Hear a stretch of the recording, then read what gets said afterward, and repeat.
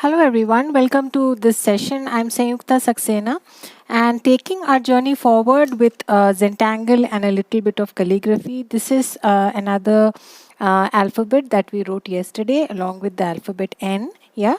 So today we'll be learning a few more strokes while we do brush pen calligraphy, and we will also work on this letter M, basically tangle all around it and draw a tile. Yeah, so before that, first let us learn a few more new strokes.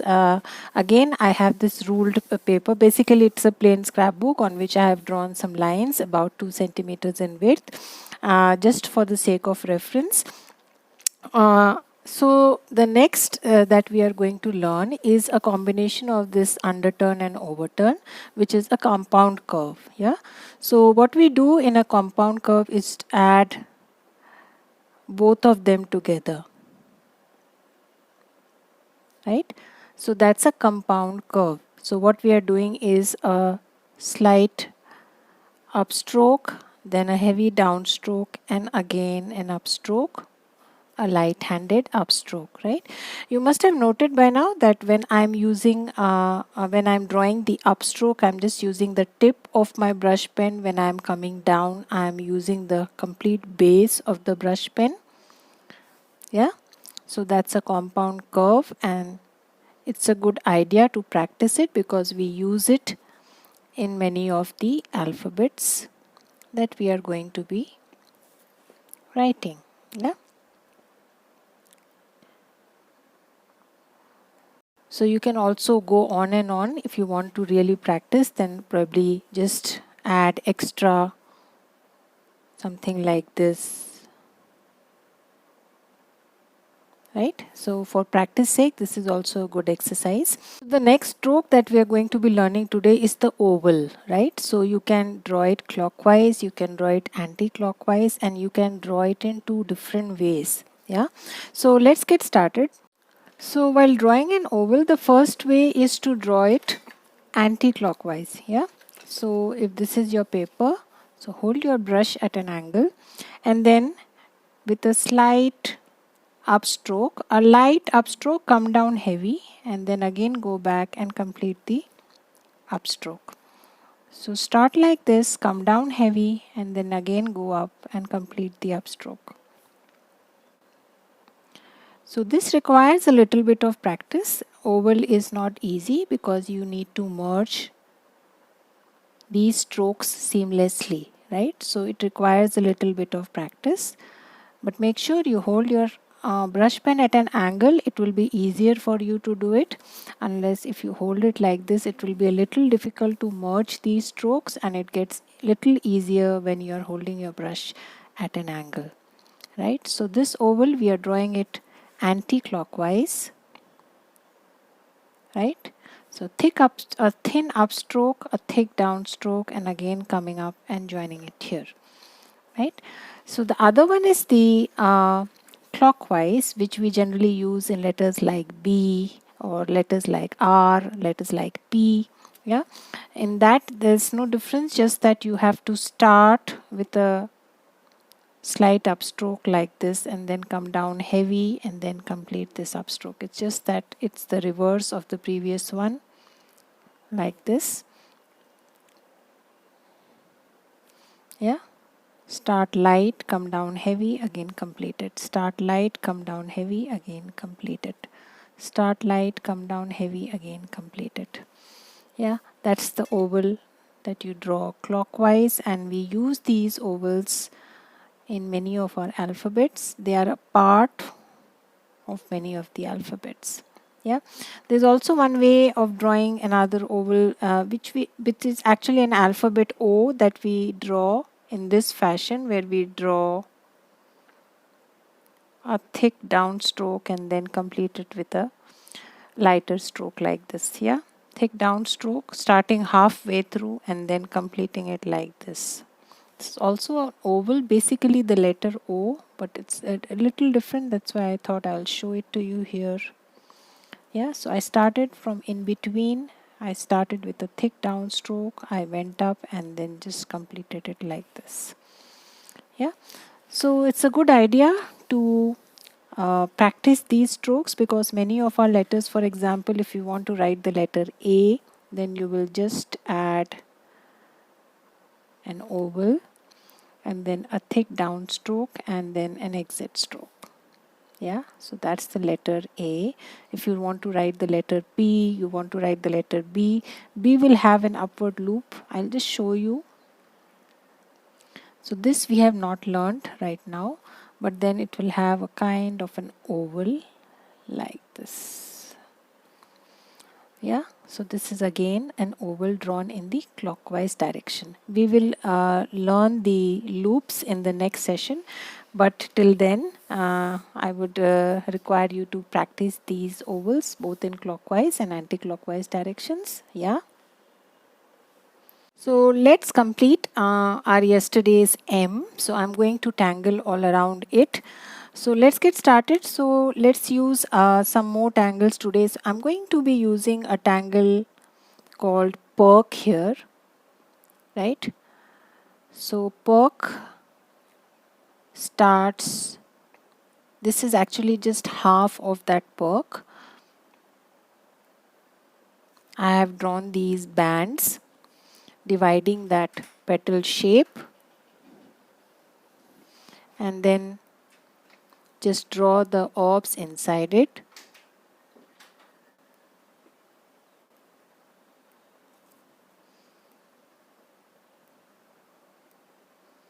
Like this, squeezing the orbs, not drawing the complete ones. Yeah, and then I'm going to probably draw a tangle called Gorgeous. Yeah, so Gorgeous is a tangle. Again, it will add some amount of drama to my letter because it has some bold ink portions. So what I've done is I'm just alternating thick and thin portions. Yeah, so this is a thicker aura. Again, adding a thinner aura, taking it right up to the end. Again, I'm going to add one more Gorgeous sitting here, a thicker aura, a thinner aura going right up to the end. Again, a thicker aura, a thinner aura going right up to the end, a thicker aura, again a thinner aura going up to the end. Yeah, so that's how you draw the tangle Gorgeous. You can add as many auras as you wish, and then you just have to ink these broader sections, and it instantly adds a lot of drama to your tile.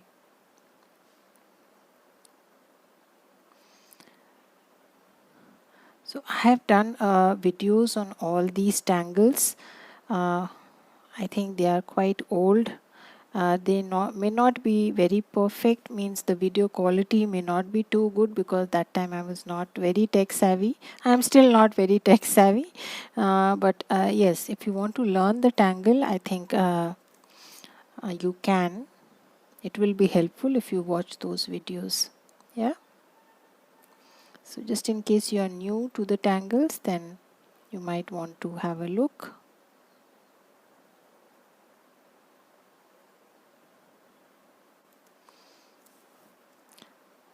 So you can see how it instantly adds so much drama to your tile. You can add one or two more auras. You can add some caviars, anything that you feel like. Yeah. In the Perk also, the in-between tiny spaces, intersectices, just make sure you go back to them and just add that one bit of dot or ink to make it look complete. Yeah, and then probably inside here we will again add those auras, or we can add a tangle called Changing. Right, so this is the tangle Changing, which just looks like a chain or something like a Celtic looking tangle knot. Yeah, something like this. And then you can just go ahead and ink these tiny sections.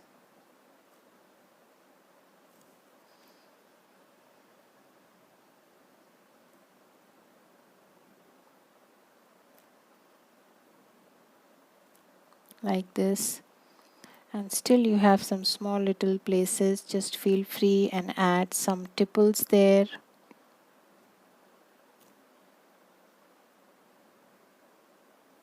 Like this. And we can do this on the other side also. Follow the same process. Tangle pattern changing.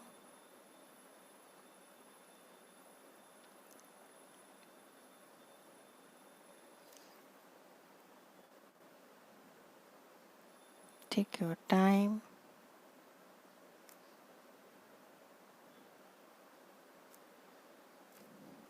Yeah, something like this. Probably you can close it here. Again, ink these small little spaces.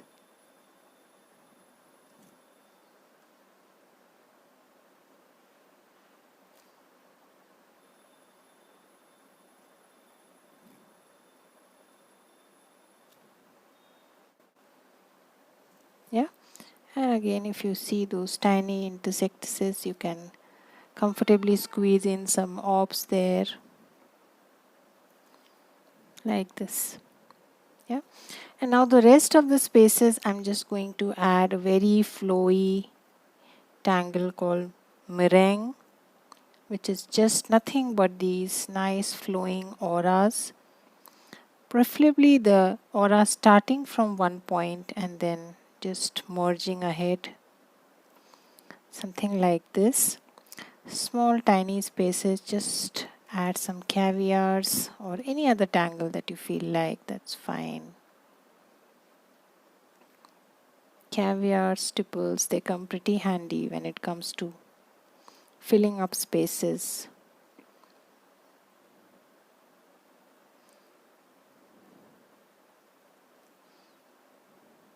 Yeah, something like this. So I'm going to add this wherever I think I can. You can add some flower tangles in between since there are petals. These look like leaves at times. So if you want to add some flower tangles, you can. For example, you can place a slight henna drum here. Something like this. Yeah. Again, adding some more of these meringue.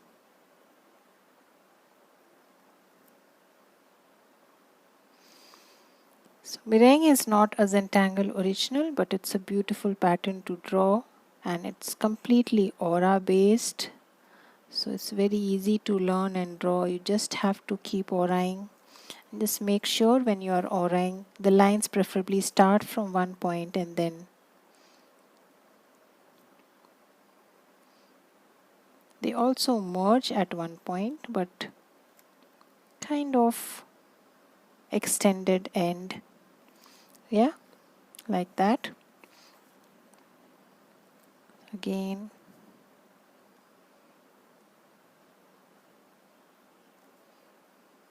So take your time, whichever way you feel like, just add those wherever you feel like you can.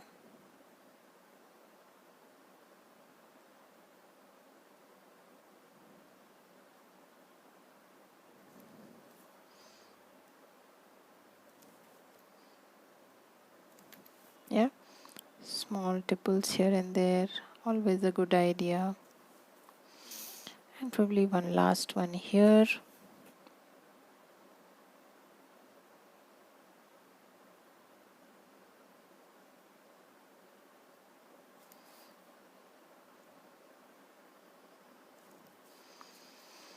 Yeah. So that's our M. If you want, if this space looks a little, empty, then you can always add something like Diva Dance. Yeah. So, but that's again optional, your wish. If you want to, you can add some lines of Diva Dance here. It will just kind of complete the look of your alphabet. So Diva Dance, again adding some bit of weights here and there, as I draw the lines, and then just adding auras.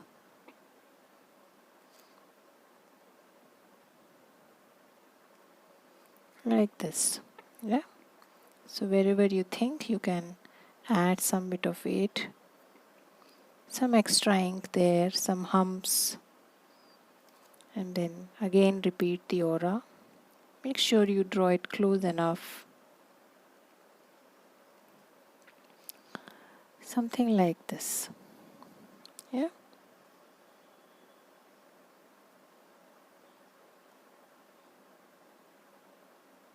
A nice henna drum sitting there. Some bit of orbs there.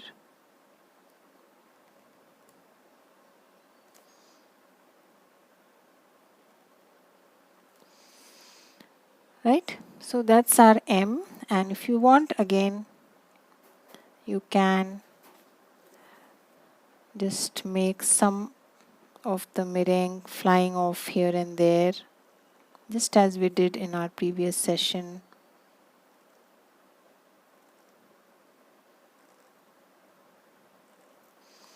Gives a nice organic look to your tile. Yeah. So that's about tangling. Let us now move on to shading, and we shall see what else do we want to add, if at all. So shading, again I will go with, although changing is not generally shaded this way, but I am going to again darken one side because it adds depth to my alphabet. Yeah, and the focus here is the alphabet, the letter M. So that's why I'm sticking to darkening one side when it comes to shading, right? And again, gorgeous, you can shade here, you can darken the dips like this. And mirroring is a good idea to shade at the both ends, where from where lines are emerging and from where lines are merging. So emerging and merging, yeah.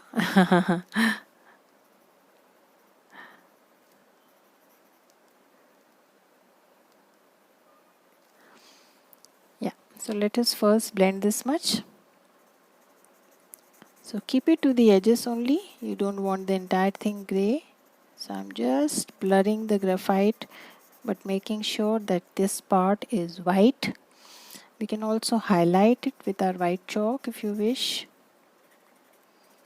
Going next to the meringue. Highlight the overlaps, that's always a good idea.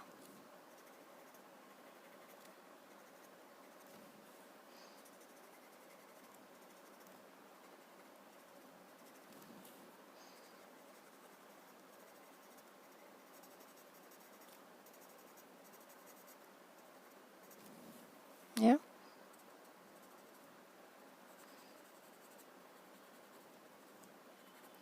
So make sure you leave a highlight in between and you don't turn your meringue totally grey.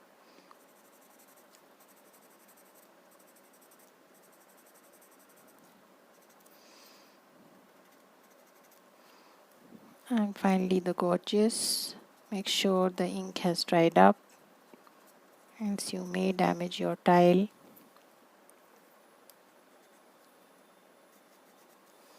Right, so here in this style probably some bit of white chalk will enhance the look, so I'm just going to highlight this part a little, this part a little, so the tangles come to life. Again meringue, just add a highlight in between.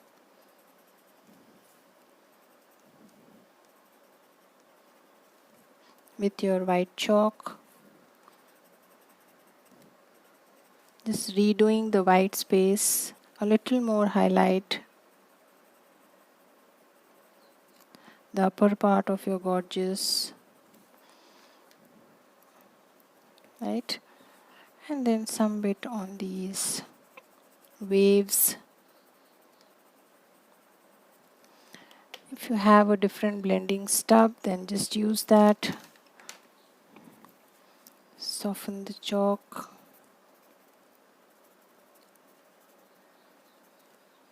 A little. Yeah. So now is the time for a subtle background. Again, I'm using a pinkish kind of a chalk pencil shade.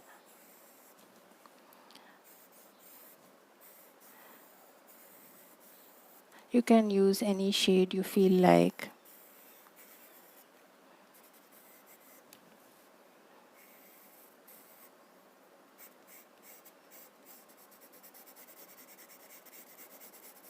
Yeah. You can also use brush pen if you want.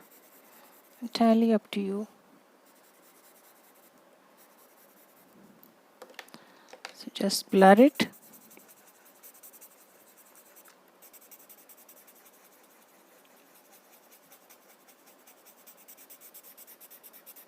Make sure you blend it nicely.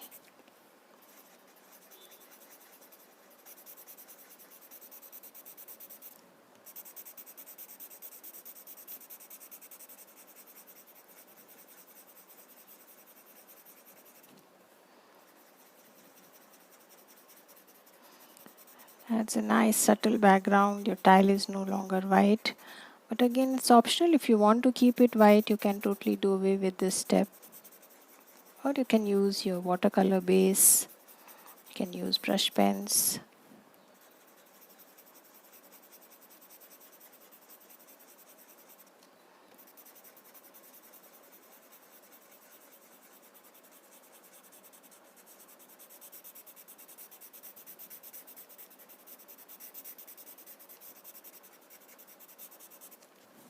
Right? So we are almost done.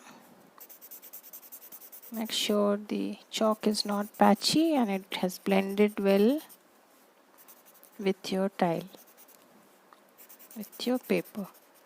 Yeah.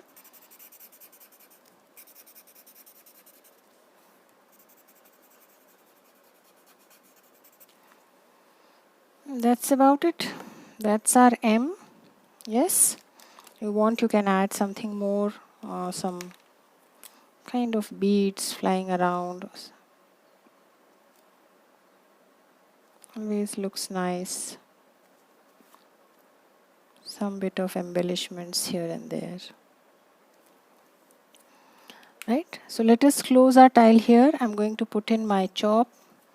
Must sign and date it.